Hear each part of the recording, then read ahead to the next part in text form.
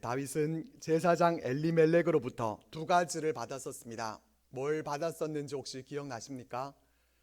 진설병, 거룩한 떡과 또 한 가지는 골리앗의 칼을 받았었습니다. 다윗은 그 칼을 받아들고서 사울과 싸우려고 했던 것이 아니라 마음의 용기만 얻었을 뿐이었고, 사울을 피해서 도망 다니는 여정은 또 계속됩니다. 더 이상 나라 안에서는 피하기가 어려워진 다윗은 이방 나라 블레셋 가드까지 망명을 갔었습니다. 거기서 살아남기 위해서 다윗은 미친 채까지 하면서 그렇게 위기를 모면할 수가 있었습니다. 가드 땅에서 그와 같은 일이 있고 난 후에 또 어떻게 진행이 되는지 우리 1절과 2절 말씀을 같이 한번 읽어보겠습니다. 시작.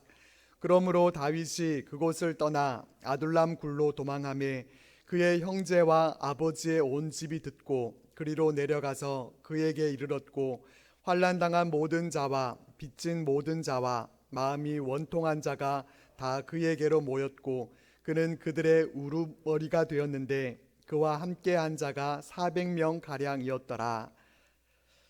다윗은 가드를 떠나서 아둘람 굴로 도망하게 됩니다. 이곳은 가드와 베들레헴 중간 정도의 그러한 위치가 됩니다. 베들레헴은 어떤 곳입니까? 다윗의 고향입니다. 다윗은 고향에서 가까운 이곳을 자신의 거점으로 그렇게 삼으려고 합니다. 그랬더니 다윗의 예상대로 그의 형제와 아버지의 온 집이 그리로 다시 모여지게 됩니다.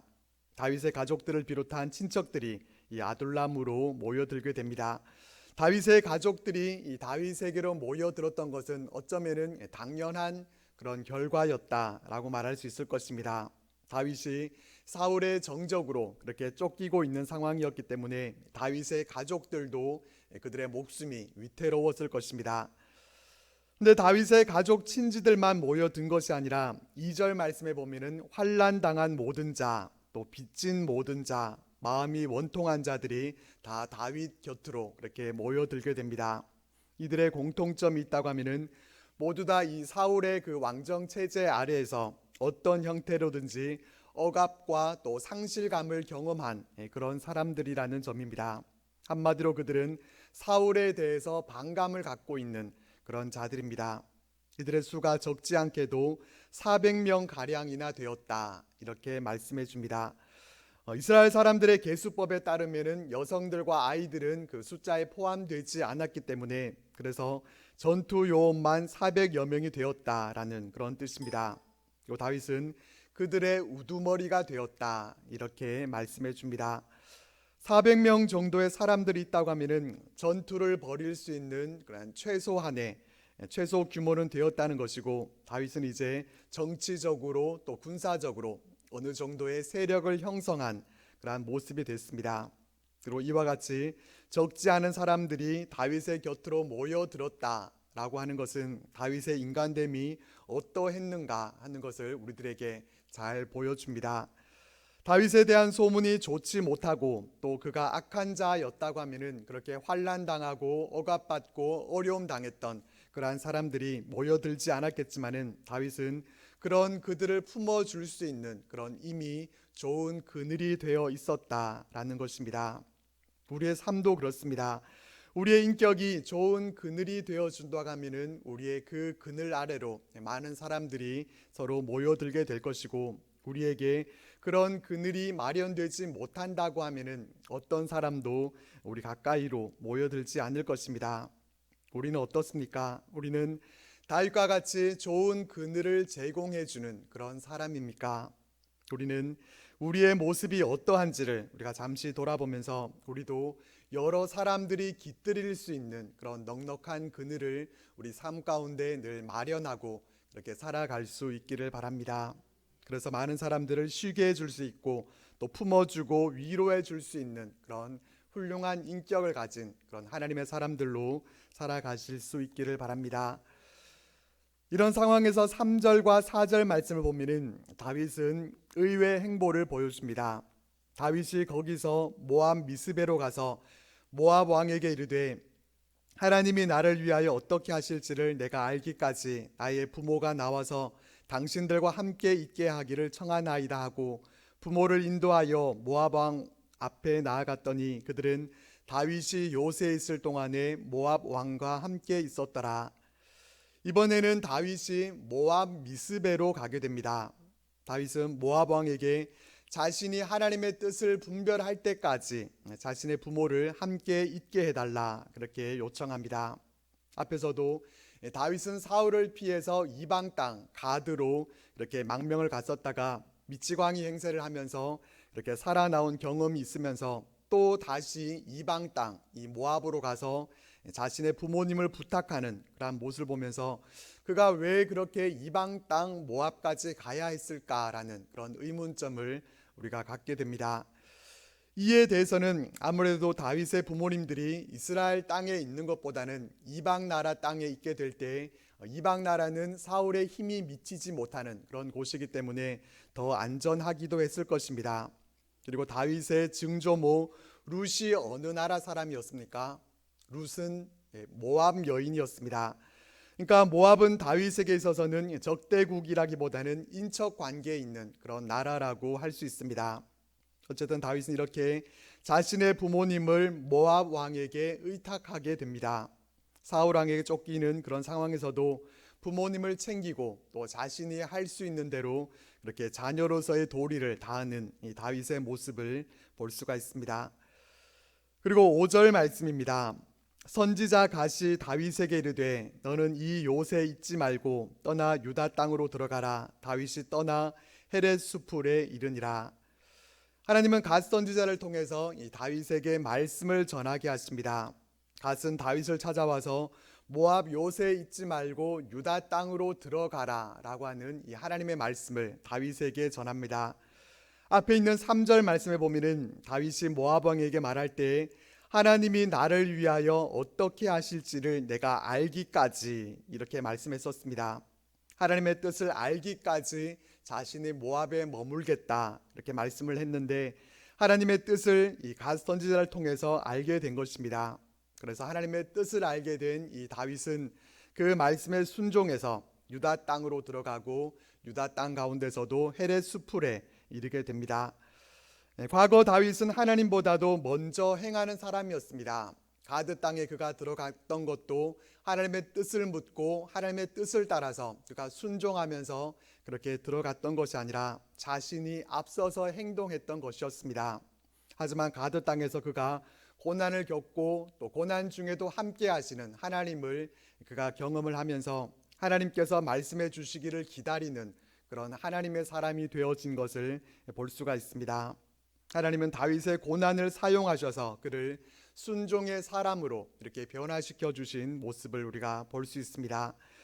하나님의 말씀에 순종하는 것이 쉬운 일이었겠습니까? 사울을 피해서 도망갈 곳이 없어서 가드까지 가야 했던 이 다윗이 다시 유다 땅으로 들어온다고 하는 것은 결코 쉬운 일이 아니었음에 분명합니다. 유다 땅으로 들어가는 것보다 부모님과 함께 모압 요새에 있게 되는 것이 분명히 더 안전에 있어서는 보장이 되는 그러한 일이었습니다. 하지만 다윗은 하나님의 뜻을 여쭈었고 하나님의 뜻을 알고 난 후에는 비록 그것이 자신에게는 불이익이 되는 것 같고 또 어려움이 있고 순종하기 어려운 그런 일이었지만은 하나님 말씀에 순종하는 다윗의 모습을 우리가 볼 수가 있습니다. 6절 말씀을 보겠습니다. 사울이 다윗과 그와 함께 있는 사람들이 나타났다 함을 들으니라. 그때 사울이 기브아 높은 곳에서 손에 단창을 들고 에셀 나무 아래에 앉았고 모든 신하들은 그의 곁에 섰더니 다윗이 모압에서 이제 유다 땅으로 들어오니까 또 다시 사울의 정보망을 통해서 이 다윗과 그와 함께 있는 사람들이 나타났다라는 소식을 사울이 듣게 됩니다. 그 소식을 들었을 때 사울은 기브아 높은 곳 에셀 나무 아래 앉아 있었다 이렇게 말씀을 해주죠. 에셀 나무 아래에 앉아 있었다라고 하는 것은 고대 근동의 왕과 신하들이 정책 회의를 할 때 그와 같이 회의를 했었기 때문에 정책 논의를 위한 그런 회의 자리에 있었다 그렇게 보면 되겠습니다. 그리고 사울의 손에는 단창을 들고 있었다 이렇게 얘기해 줍니다. 이 6절 말씀에서 손에 단창을 들고 라는 이 말이 들어가지 않아도 내용 전달이나 우리가 이 내용을 이해하는 데 있어서 전혀 애로사항이 없는데 굳이 이 부분을 강조해서 기록한 것을 볼 수가 있습니다. 사울이 손에 단창을 들고 있었다라는 것은 그만큼 그가 언제 어디서든지 다윗을 죽일 수 있는 그런 준비가 되어 있었다라는 그런 뉘앙스를 우리들에게 전해줍니다. 아마 모르긴 해도 사울이 다윗을 벽에 창을 던지려고 시도했었다가 실패한 후에 사울은 그런 기회가 한 번만 더 주어진다면 다시는 실패하지 않으리라고 하는 그런 각오로 창 던지기를 또 훈련했을 것입니다. 이렇게 사울은 항상 누군가를 죽이기 위해서 창을 가지고 있었다라는 것이 얼마나 안타까운 모습인지 모릅니다. 그러나 우리는 어떻습니까? 우리에게는 이 창이 없습니까? 어쩌면 우리도 저마다 이 단창을 우리 마음 가운데 품고 살아가는 것은 아닌가 하는 그런 생각을 해보게 됩니다.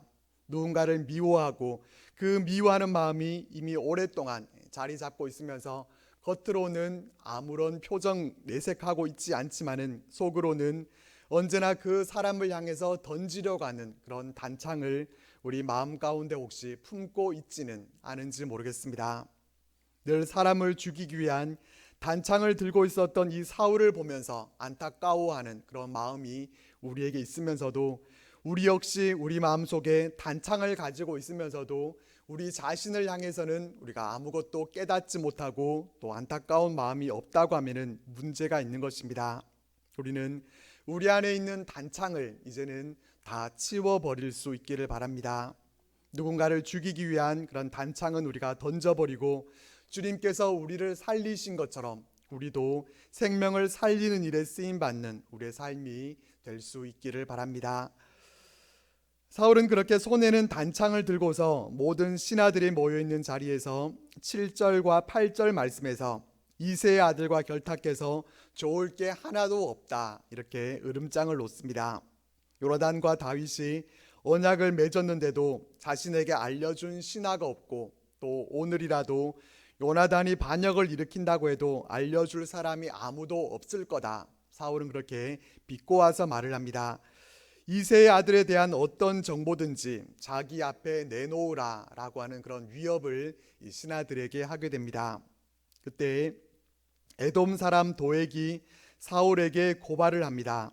지난주에 살펴봤던 21장 7절 말씀을 보면은 그날에 사울의 신하 한 사람이 여호와 앞에 머물러 있었는데 그는 도액이라 이름하는 에돔 사람이요 사울의 목자장이었더라. 그렇게 한 절에 짧게 언급된 말씀이 있었습니다. 사울이 노베에서 아히멜렉을 만나는 장면을 이 도액이 목격했었습니다. 그래서 도액은 이새의 아들이 노베에 와서 아히두베 아들 아히멜렉에게 이른 것을 내가 보았는데 아히멜렉이 그를 위하여 여호와께 묻고 그에게 음식도 주고 블레셋 사람 골리앗의 칼도 주더이다 이렇게 얘기합니다. 자신이 사울 왕의 눈에 들 수 있는 그러한 절호의 기회라고 여기고 기다렸다는 듯이 이렇게 고발합니다. 이 도액 역시 사람을 죽이는 그런 단창을 마음속에 갖고 있었던 사람이었습니다. 그는 다윗과 아히멜렉이 서로 접촉했던 그 모습을 보고서 그때에는 그것을 바로 터뜨리지 않고 기회를 봐서 써먹으리라고 하면서 그의 안에 있던 그 단창을 꺼내듭니다. 도에게 보고를 받자마자 이 사울은 사람을 보내서 아히멜렉은 물론이고 노베에 있던 그 집안의 제사장들을 모두 불러들입니다. 아히멜렉을 소환시켜서 신문을 하게 되는데 12절 말씀을 보면은 사울이 아히멜렉을 뭐라고 부릅니까? 너 아히두베 아들아 이렇게 부릅니다. 사울은 다윗을 부를 때도 다윗이라고 부르지 않고 이새의 아들 그렇게 불렀었는데 아비멜렉도 아히두베 아들 이렇게 부릅니다. 아히두베 아들이라고 부르는 것은 이새의 아들이라고 부르는 것과 마찬가지로 좋은 표현이 아닙니다. 제사장 아히멜렉을 존중하지 않고 낮춰서 부르고 있는 것입니다. 사울은 호칭만 그렇게 부른 것이 아니라 아히멜렉에게 하는 말 13절 말씀을 보겠습니다. 사울이 그에게 이르되 내가 어찌하여 이새의 아들과 공모하여 나를 대적하여 그에게 떡과 칼을 주고 그를 위하여 하나님께 물어서 그에게 오늘이라도 매복하였다가 나를 치게 하려 하였느냐 하니, 사울은 아히멜렉에게 그가 이새의 아들과 공모해서 자신에게 반역을 하고 있다, 그렇게 몰아붙입니다. 자초지종을 따져보고 또 뭔가를 확인해보고 그렇게 할 겨를도 없이 곧바로 이 아히멜렉을 반역자로 이미 그렇게 여기고 있는 것입니다.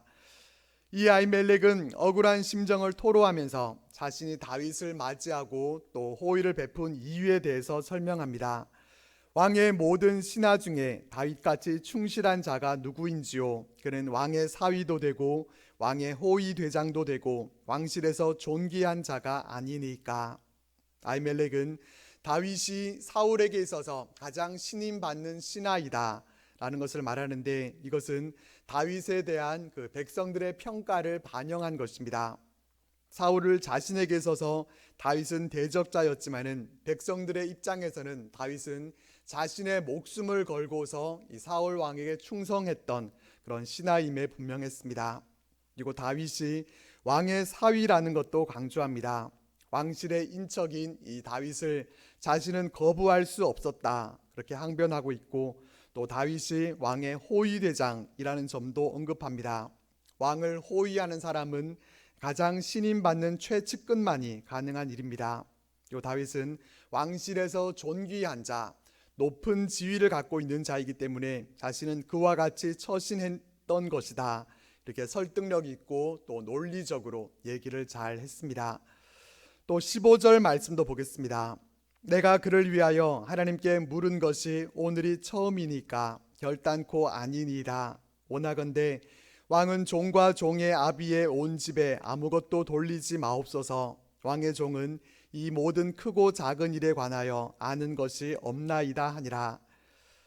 아히멜렉은 다윗을 위해서 하나님께 물은 것도 그가 언급을 합니다. 전에도 그렇게 했는데 뭐가 문제냐고 하는 것입니다.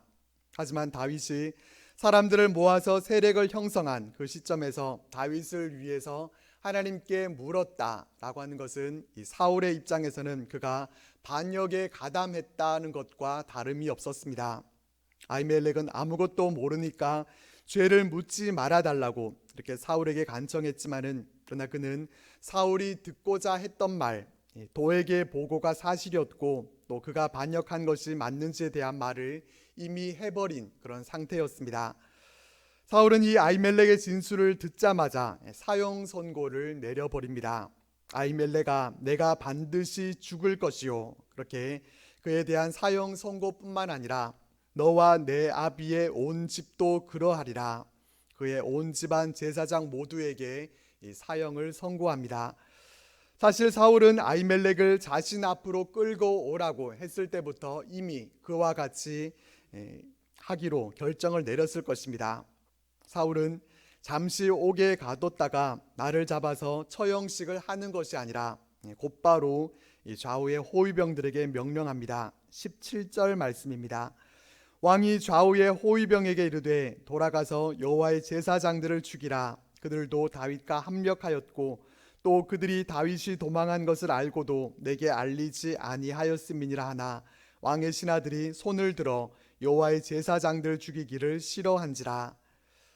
사울은 제사장들을 죽이라 그렇게 명령을 했지만은, 그러나 호위병들을 포함한 이 사울의 신하들은 여호와의 제사장들을 죽이기를 꺼려합니다. 제사장들 죽이기를 꺼려했던 것은 두 가지 이유가 있었을 것입니다. 하나는 이 제사장들의 죄가 사형에 해당할 만큼 그렇게 충분히 죄가 있는 것으로 그렇게 동의되지 않았기 때문일 수 있습니다. 그들의 죄가 확실해야 처형을 하겠지만은 제사장들을 사형시키는데 전적으로 동의가 되지 않았기 때문일 수 있습니다. 그래도 왕의 명령이니까 자신들이 충분히 납득이 되지 않았다 하더라도 명령을 따라야 되겠지만은, 그러나 또 왕에 대한 두려움보다는 하나님께 대한 그러한 두려움이 더 컸기 때문일 수 있을 것입니다. 보통 사람들이 아니라 하나님이 기름 부어 세우신 그런 하나님의 제사장들이기 때문에 그런 그들을 자신들이 처단하는 것에 대한 그런 두려움이 있을 수밖에 없었을 것입니다. 하나님의 제사장을 죽이는 것은 하나님을 향한 그런 정면 도전과 같은 것이었습니다. 그렇기 때문에 일반적인 사람이라면은 이 제사장을 절대로 죽일 수 없다라고 하는 것이 정상적인 그런 반응입니다. 그렇게 신하들이 제사장들을 죽이라는 명령에 따르지 못하고 우물쭈물하니까 사울은 도액을 지목해서 그에게 제사장들을 죽이라고 명령합니다. 이 도액은 어느 나라 사람이었습니까? 도액은 에돔 사람이었습니다. 그는 이방인이었습니다. 그래서 그는 하나님의 제사장들에 대해서도 어떠한 경외심과 같은 그런 것들이 있지 않았습니다.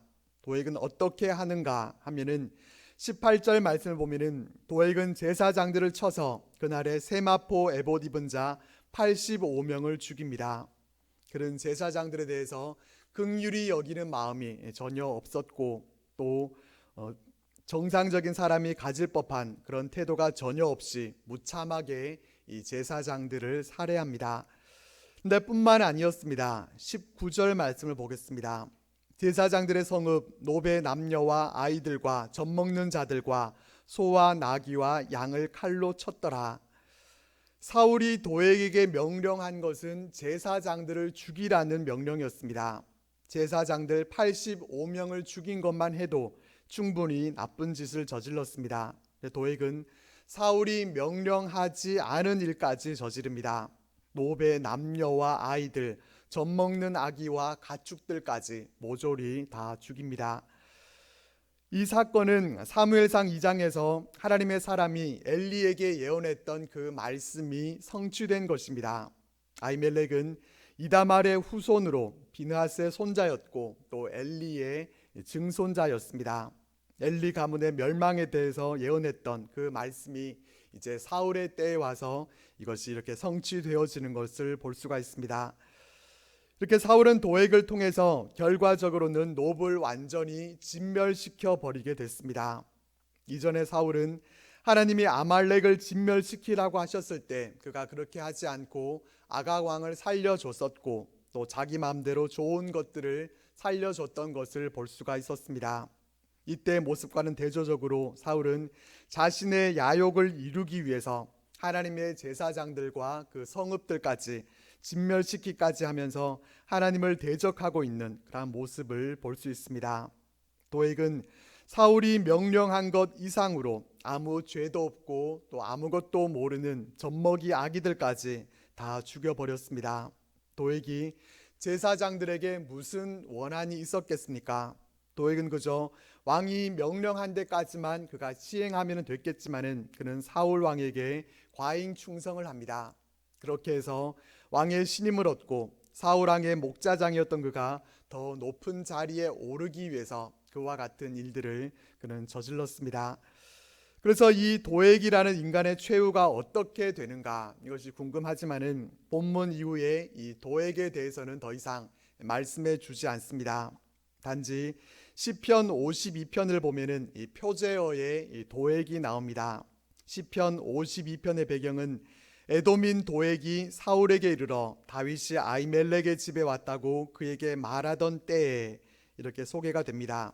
이 시편에서 다윗은 포악한 자여 내가 어찌하여 악한 계획을 스스로 자랑하는가 하나님의 인자하심은 항상 있도다 내 혀가 심한 악을 꾀하여 날카로운 삭도같이 간사를 행하는도다 이렇게 노래했습니다. 이 포악한 자 심한 악을 꾀한 자가 가리키고 있는 것이 바로 도액입니다. 이 시편에서 5절 말씀은 이렇게 기록되어 있습니다. 그런즉 하나님이 영원히 너를 멸하시며 너를 붙잡아 내 장막에서 뽑아내며 살아있는 땅에서 내 뿌리를 빼시리로다. 도액의 최후에 대해서는 이 성경에 언급되어 있지 않지만은 도액은 이 시편 말씀대로 하나님께서 그를 멸하셔서 장막에서 뽑아내시고 또 땅에서 그 뿌리를 빼셨을 것입니다. 20절과 21절 말씀을 보겠습니다. 아이두베 아들 아히멜렉의 아들 중 하나가 피하였으니 그의 이름은 아비아달이라. 그가 도망하여 다윗에게로 가서 사울이 여호와의 제사장들 죽인 일을 다윗에게 알림해. 도액이 그렇게 사륙을 저지르는 현장에서 이 아히멜렉의 아들 중에서 아비아달이라는 한 아들만 목숨을 건지게 됩니다. 아비아달은 그 일을 다윗에게로 가서 알립니다. 다윗은 참담한 심정을 이 아비아달에게 말하면서 노베에서 도액이 있었던 것을 그가 봤었다, 그렇게 얘기합니다. 다윗의 이 고백 가운데 보면은 그가 반드시 사울에게 말할 줄 내가 알았노라 라는 내용이 나옵니다. 다윗은 도액이 사울에게 고발할 것을 예상했었다, 그렇게 말합니다. 그렇다면은 어떻게 해야 되겠습니까? 이 도액을 만나서 뭔가 협상을 하든지 어떠한 조치를 취할 수 있도록 그렇게 했어야 했을 것입니다. 자신이 아히멜렉을 속이면서까지 그렇게 도움을 받았다고 하면은, 그렇다면은 아히멜렉의 신변에 대해서는 자신이 다 책임져 줘야 했습니다. 그렇지만 다윗이 그렇게 하지 않았기 때문에 다윗은 내 아버지 집의 모든 사람 죽은 것이 나의 탓이로다, 그렇게 자기 탓이라고 이렇게 고백합니다.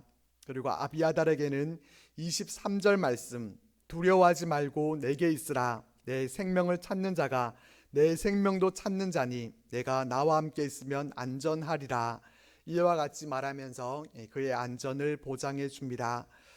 아비아달은 다윗의 겸손함과 또 배려를 보면서 그야말로 하나님이 택하신 왕임을 확신하게 되었을 것입니다. 사실 다윗이 자기 탓이라고 그렇게 말을 하고 있지만은 사실상 다윗이 잘못한 것이 아니라 사울과 도액이 그저 악한 짓을 저지른 것이었습니다. 사울이 그렇게까지 모든 사람들을 죽이기까지 할 것이라는 것은 다윗도 또 어떤 사람도 상상하지 못한 일이었습니다. 다윗은 노베 학살 사건에 대해서 자신은 무죄를 주장하면서 다 그들 탓이라고 이렇게 남 탓을 할 수 있었지만은 그래도 다윗은 자신의 잘못을 인정하는 그런 사람이었습니다. 아비아달은 그런 다윗에게로 오기를 잘했다는 그런 생각이 들었을 것입니다. 그래서 아비아달은 이후에도 다윗이 이스라엘의 왕으로 등극하게 될 때 그 정당성을 갖도록 끝까지 곁에서 협력했습니다. 아비아달이 찾아왔을 때 당시에 다윗은 큰 세력을 갖고 있는 권력자가 아니었습니다. 사울에 비한다면은 초라한 도망자 신세에 불과했습니다. 그럼에도 불구하고 이 아비아달은 하나님 편에 서 있는 이 다윗을 택했고 또 결과적으로는 그가 진리 편에 설 수 있었습니다. 이와 같이 우리는 하나님 편에 서 있는 사람들과 가까이 해야 합니다. 누구를 가까이 하느냐에 따라서 우리의 인생은 달라지게 됩니다.